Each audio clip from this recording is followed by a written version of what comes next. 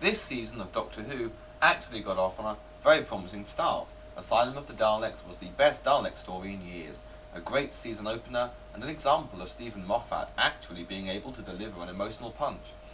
From the Doctor prioritising the threat of the Daleks and the strength of his best friend's marriage equally and at once, showing the hearts of the character, through to one of the most powerful climaxes of New Who. Alright, the next episode being dinosaurs on a spaceship was a bit like being offered a bag of sweets before the same person suddenly slaps you in the face, and A Town Called Mercy was so many sci-fi cliches in one. But Power of Three was more than satisfactory and had some classic series charm to it, and prepared us for the departure of Amy and Rory. Angels Take Manhattan may have relied on twists and spectacle and not stood up to much scrutiny, but it was exciting and epic, and if you cared about Amy and Rory as much as I had for 3 years, feeling like you've known them from being childhood sweethearts through the hard times, the wedding, and then some more hard times, then Manhattan could only be described as a weeping angel's weepy. Even months on, it raises a tear.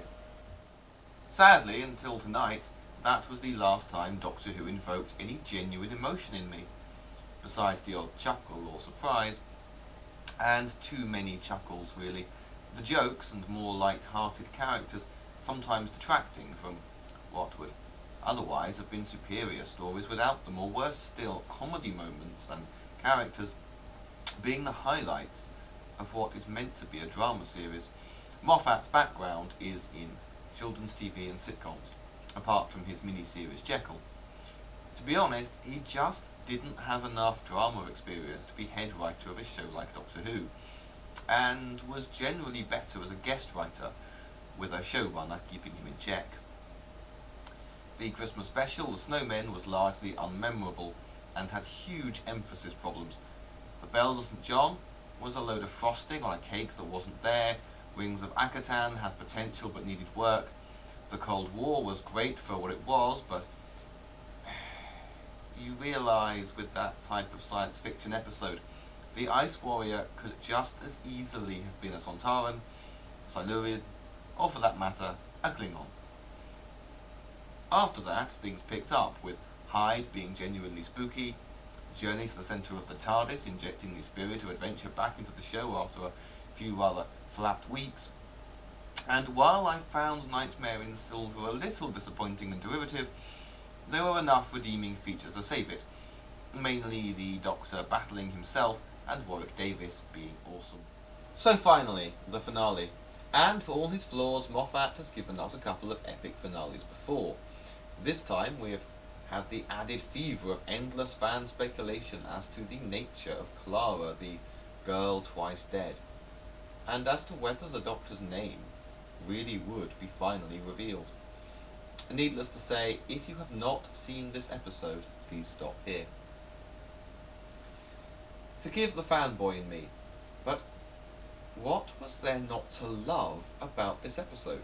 From the shots of past Doctors through the introduction of returning characters such as River Song, though that prepares you for one of the series' greatest weepy moments, the concept of the Doctor's tomb, the emotion Matt Smith displays, and that out of 3 or 4 possible theories I have had for how the question would be handled, they were all incorrect. Yes, the business about the Doctor's name was something of a red herring, but the best cooked red herring in history.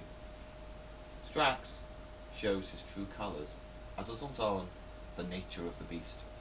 Richard E. Grant is at long last given a chance to shine in all his villainous glory. Moffat, all is forgiven. The only other things I have to say are as follows: OMG, OMG, OMG, epic, OMG, OMG, OMG, epic, OMG, etc. Oh, and is it November yet? P.S. You James will say this episode features no real moment of sacrifice. You James can come suck my cosmic, intergalactic, Transdimensional pussy.